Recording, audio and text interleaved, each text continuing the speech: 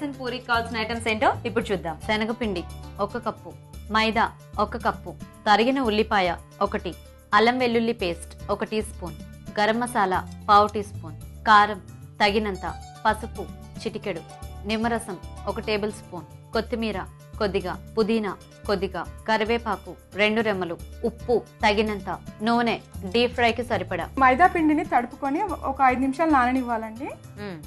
తర్వాత స్టవ్ అంటించి 2 tea spoons oil వేయాలండి.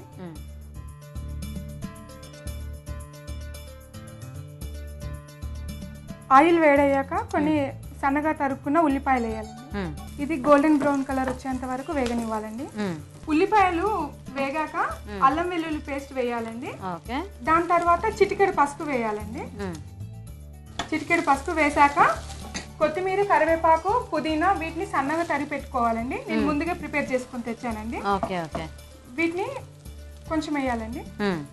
1 కప్పు మనం శనగపిండి తీసుకున్నప్పుడు 1 కప్పు మైదా తడిపి పెట్టుకోవాలండి. అంటే 2 సేమ్ క్వాంటిటీస్ ఉండాలా?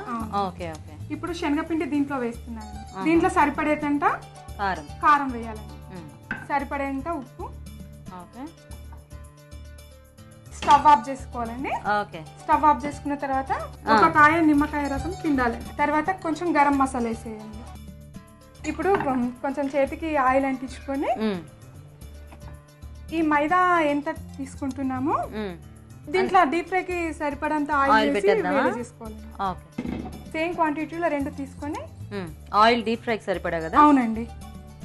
ఇది ఇలా పెట్టేసుకొని కవర్ చేసుకోవాలండి. అంత బుడ్డి బుడ్డి పూరీలు అండి? బుడ్డి బుడ్డి అయితే చేస్తే పెద్ద వస్తాయండి. ఎందుకంటే ఇవి లావుగా చేసుకుంటేనేమో మెత్తగా ఉంటాయండి. కొంచెం పలచగా చేస్తే కరకరలాడుతుంటాయి. ఇలా ఒత్తుకోవాలండి. ఆయిల్ హీట్ అయిందండి. ఇప్పుడు మనం చేసి పెట్టుకున్న పూరీలను దీంట్లో వేసి డీప్ ఫ్రై చేద్దాం. చూడండి ఎంత బాగా పొంగుతున్నాయి. అవును, లోపల స్టఫింగ్ ఉన్నా కూడా బాగా పొంగుతోంది. అవునండి. దీన్ని ఎక్కువసేపు ఫ్రై చేయక్కర్లేదా? ఫ్రై చేయనక్కర్లేదండి.